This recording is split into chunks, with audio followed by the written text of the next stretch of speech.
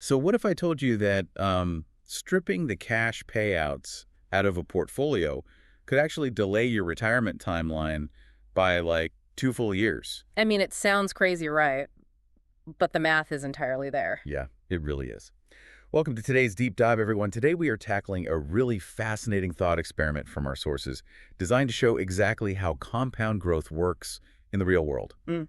Under the hood, basically. Right, because usually when people talk about $1 million, there's this automatic expectation of noise and action. Oh, totally. Yeah. Like, funding a disruptive startup, trading wild options, chasing the next massive AI boom. We always expect big money to be, well, loud. Exactly. And that expectation of constant motion is actually one of the biggest pitfalls in investing. People equate activity with progress, Right. but the mechanics of wealth creation often look incredibly static from the outside. Which brings us to the premise of today's deep dive. Yeah. So our sources give us this hypothetical scenario of an investor. Let's just call him John. Okay, John. Yeah. So John takes exactly $1 million and just parks it. No day trading, no chasing trends. He drops it all into a single fund on day one, Vanguard's SCHD ETF. Which our sources describe as a boring, reliable dividend growth workhorse. A workhorse, yeah. And the mission for us today is to figure out the timeline and the math behind one really simple question. How long does it take for John's $1 million to become $2 million? And more importantly, we need to dissect the underlying mechanism of how it gets there. We're going to look at the tension between the share price going up and the actual, cold, hard cash the fund throws off along the way. Right, the cash is key. But hey, real quick, before we jump into John's hypothetical brokerage account, I need to share the disclaimer right from our source document. Oh, definitely. Very important. Yeah, so this deep dive is purely educational. It is not financial, tax, or investment advice. We are not your financial advisors, so please, always do your own research. That is especially true when we start talking about the theoretical timelines of compound interest. Because, variables matter. Variables always matter. Okay, let's unpack this. Because if we are going to calculate how fast John doubles his money, we first have to establish how this specific ETF operates. Right, because SCHD is a completely different animal than, say, a broad tech fund. Or one of those risky covered call ETFs that are just designed to spit out massive, unsustainable yields. Oh, yeah, those are a whole different game. Exactly. So looking at the mechanics, SCHD holds just over 100 large American companies. We are talking about absolute legacy institutions. Coca-Cola, Chevron, Verizon, Texas Instruments. The heavy hitters. Yeah, the heavy hitters. And the thesis for these companies being in this fund isn't that they're about to, revolutionize cloud computing or something. Yeah, not at all. It's that they have a documented ironclad history of paying out cash to shareholders and raising that payout consistently. Our sources note SCHD itself has 14 consecutive years of dividend raises with zero cuts. We have to pause on that 14-year streak for a second because it is structurally profound. Yeah. Just think about what the global economy has endured over the last 14 years. I mean, we've seen sudden market crashes, massive inflation spikes, supply chain collapses. Aggressive interest rate hikes. Exactly. And through every single one of those macroeconomic shocks, the cash payments from these companies went up. That doesn't happen by accident. Yeah, it really doesn't. It happens because of free cash flow and pricing power. Let's break that down for the listener because the why here is crucial. How does a company like Coca-Cola keep raising its payout when the entire economy is crashing? Well, it comes down to inelastic demand and mature capital expenditure. Unlike a hypergrowth tech company that Right. has to reinvest every single penny of its profit into building new data centers just to survive, these legacy companies already have their infrastructure built. They generate massive surplus cash. Oh, that makes sense. Yeah, and because they sell products you buy regardless of the economy. I mean, you still buy a Coke, you still pay your Verizon bill. Their revenue floors are incredibly stable. Right. People don't just stop paying their phone bill. Exactly. So they maintain a healthy payout ratio, meaning they only distribute a safe percentage of their earnings as dividends. They keep enough in reserve to guarantee the next year's raise, even if profits temporarily dip. That makes total sense. Yeah. They aren't hoping for growth. They are engineering a cash return. Precisely. But here is where I struggle and where I think a lot of investors get tripped up. If John is dropping $1 million into SCHD, the first thing he sees on his screen is the dividend yield. Right, the yield. And right now, SCHD's starting yield is hovering around 3.22%.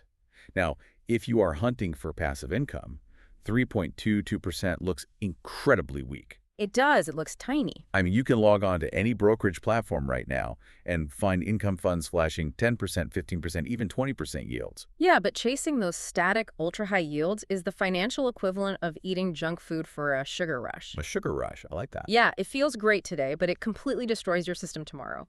I look at it kind of like owning a farm. So imagine you buy an apple orchard that yields a flat 10% return every year. It produces exactly 100 apples a year, forever. Okay, 100 apples. That sounds fantastic on day one, but because of inflation, the economic value of an apple quietly drops every single year. A decade from now, your 100 apples buy you a fraction of what they used to. Right, because everything else costs more. Exactly. A static high yield is just a slow bleed of purchasing power. Now, SCHD, with its 3.22% yield, is a completely different kind of farm. It might only give you 32 apples on day one. But the soil is getting richer. Exactly. The underlying companies are expanding. Next year, it gives you 35 apples. The year after that, 39. What's fascinating here is the sheer velocity of that growth. The source data reveals that over the past decade, SCHD has grown its dividend by roughly 10.43% per year. Wow. Yeah, and to put that into perspective for you, the broader universe of dividend-paying funds has averaged only about a 6% growth rate over that same period. I mean, a 4-point difference might sound like a rounding error to a new investor, though. It's the difference between a snowball and an avalanche. Because, compounding does not care about year 1. It cares about year 10 and year 15. Right. A 10.43% annual growth rate means the dividend payment itself is doubling every 7 years. And that's entirely independently of what the share price is doing. That's wild. The math eventually forces that aggressively growing 3% yield to completely overtake the static 10% yield in absolute dollars paid out. So John's 3.22% yield is essentially a coiled spring. We know the fund is growing the share price, and we know it's rapidly growing the cash payout. Right. So if you are listening to this and wondering how to calculate the actual timeline for doubling your own money, we really have to talk about the standard mental shortcut, the rule of 72. Oh, yeah. Anyone who follows finance knows this one. Right. You take the number 72, you divide it by your expected annual return rate, and the answer is how many years it takes your money to double. It is a phenomenal heuristic for broad estimates. But applying the rule of 72 to a dividend growth fund like SCHD feels completely flawed to me. How so?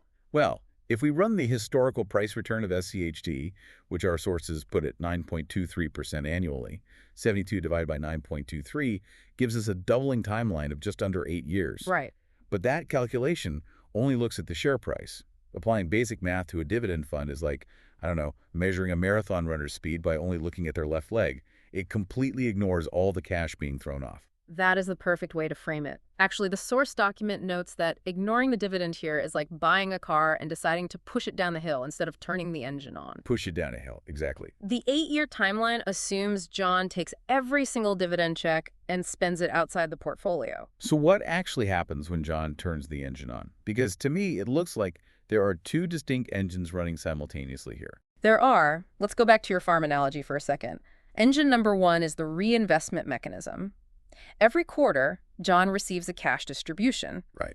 Instead of taking that cash out, he immediately uses it to buy more acres of land or, more shares of SCHD. Buying more dirt. Exactly. When the next quarter rolls around, he owns a larger stake in the fund. Therefore, his next dividend payment is inherently larger, which buys even more shares. That is the reinvestment snowball. And then engine number 2 is the corporate machinery we talked about earlier. Yeah. While John is busy accumulating more shares, Coca-Cola and Chevron are actively raising the payout on every single share. Yes. So he is acquiring more acres of land, and every single acre is yielding more apples. Those 2 engines feed off each other in a closed loop. It's incredibly powerful. Now, I know exactly what you're yelling at your steering wheel right now as you listen to this. You're saying, what about taxes? Always the taxes. Right. If John is receiving tens of thousands of dollars in dividends, Uncle Sam is absolutely taking his cut every single year. And that is the unseen friction in this entire thought experiment. If John holds this $1 million portfolio in a standard taxable brokerage account, that dividend drag is going to slow down the compounding machine significantly. Because he's losing a chunk of the reinvestment money. Exactly. Every time a dividend is paid out, he loses a percentage to taxes before he can even reinvest it. To achieve The true frictionless compounding we're about to model, John has to hold this asset in a tax-advantaged account, like a Roth IRA. Right. The account wrapper is essentially the shield that lets those two engines run at maximum efficiency. That is a critical real-world distinction. So, assuming John has shielded this portfolio from tax drag, let's run the actual numbers year by year. Because when both of those engines hit their stride, the acceleration is startling. Oh, it really is. So in year one, John's $1 million sits there. By the end of the year, SCHD projects to pay him approximately $32,200 in dividends. Which is about $2,683 arriving every month. Not bad for doing nothing. Yeah. But we have to factor in the cost of running this strategy, right? Oh, yeah. Because the fees matter. They matter immensely. The expense ratio on SCHD is just 0.06%. So on a $1 million portfolio, John is paying roughly $600 a year for Vanguard to manage this entirely for him. $600 on $1 million is basically a rounding error. It means virtually 100% of his capital stays in the account to compound. Exactly. So year one finishes. Between that $32,200 in dividends buying more shares and the underlying price of the fund going up, his account ends at approximately $11,124,500. He hasn't added a single dime of outside money, and he's up over $120,000. Now watch the compression of the timeline as we move forward. So year two, the account reaches roughly $1,264,000. Year 3, it hits $1,423,000. Year 4 climbs to $1,602,000. Year 5 is knocking on the door at $1,844,000. And then we hit year 6, the account crosses approximately $2,032,000. That is the doubling line right there. Here's where it gets really interesting. Just think about the massive aha moment in that math. Simply clicking the reinvest dividends button shrank the doubling timeline from nearly 8 years down to just under 6 years. Yep, 2 whole years saved. And the cash flow exploded. John started year one generating $2,683 a month in passive income. By year 6, that monthly income nearly doubled to roughly $5,139. We have to isolate the heavy lifter here, though. Oh? Over those 6 years, John collected and reinvested a total of about $273,845 in purely passive dividend cash. Okay. If we run a parallel simulation where we strip that $273,000 out, if we just let the share price appreciation work entirely on its own. Without the dividends. Right. John's account only reaches about $1.76 million by the end of year 6. Oh, wow. So it misses the $2 million mark by $250,000. Exactly. The share price is providing the bulk of the overall foundation, but those reinvested dividends act as the critical bridge. They are the exact mechanism that forces the portfolio over the finish line 2 years faster than price alone could dictate. Which brings up the psychological side of this. Holding a boring dividend fund for 6 years sounds easy on a deep dive. Sure it does. But in the real world, John has to sit on his hands during year 3 and year 4, while his neighbors are bragging about making 40% returns on a speculative tech stock. FOMO is real. It is. The hardest part of the boring strategy isn't the math, it's the patience required to let the bridge build itself. That psychological test is why so many investors abandon fundamentally sound strategies halfway through. They disrupt the compounding cycle right before the exponential curve steepens. But this brings up a glaring reality check. A legitimate data-driven counterargument from our sources. If speed is the absolute only metric we care about, if John's sole objective in life is to turn 1 million into 2 million as fast as mathematically possible, why wouldn't he just dump that money into the broader market? It is the ultimate litmus test for any targeted investing strategy. You have to benchmark it against the S&P 500. Right. And our sources run this exact comparison using VOO, Vanguard's S&P 500 ETF. It tracks the 500 largest U.S. companies. It is even cheaper to hold with a 0.03% expense ratio. Super cheap. Very cheap. Now, when we run the exact same $1 million dividend reinvested scenario, VOO doubles the money in about 5.5 years. SCHD took just under 6 years. Yeah. So in a pure drag race to $2 million, VOO objectively wins. It crosses the finish line several months earlier. The broad market is an unparalleled engine for pure capital appreciation. It captures all the explosive growth of the tech sector that a strict dividend fund naturally screens out. So what does this all mean? If VOO gets you to $2 million faster, why would anyone, including our hypothetical John, choose SCHD instead? Why purposefully take the slower vehicle? Well, if we connect this to the bigger picture, yeah, we have to recognize that the race to double your money is not the only race taking place on the track. Okay. If you purely look at the final account balance, yes, VOO wins. But look at the internal cash generation of those two portfolios at that exact same year 6 snapshot. Okay, let's run the income comparison. So at year 6, John's $2 million VOO portfolio is paying him roughly $14,780 annually in dividends. That is about $11,173 a month. On a $2 million asset base, $1,000 a month is barely a pulse. I mean, it won't even cover a mortgage in most cities. No, it definitely won't. Now compare that to SCHD at year 6. Yeah. That portfolio is kicking off $61,669 annually. That is over $5,100 per month in cash. That 4-to-1 ratio completely redefines the comparison. That's a massive. It is. For every single dollar of passive income the S&P 500 generates, the dividend growth fund generates more than 4. And that gap is not static. Because of the growth rate. Exactly. Because SCHD grows its underlying dividend at nearly twice the historical rate of VOO, that income chasm widens exponentially with every passing year. This synthesizes the core choice for you, the listener. Whether you are working with $5,000 or $5 million, it's not about which fund wins in a vacuum, because both of these assets compound incredibly effectively. Absolutely. Both of them will double your purchasing power within a reasonable time frame if you just let them work. The choice really comes down to what you need your money to do for you in the real world. It is a question of utility versus maximum total return.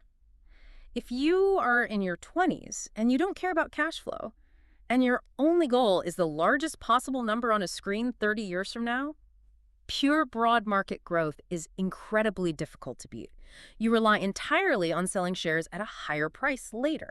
But if you want growth plus a massive expanding income stream, a stream that can actually pay your bills, cover retirement costs, or give you dry powder to invest in other assets without ever forcing you to liquidate your original shares, Right.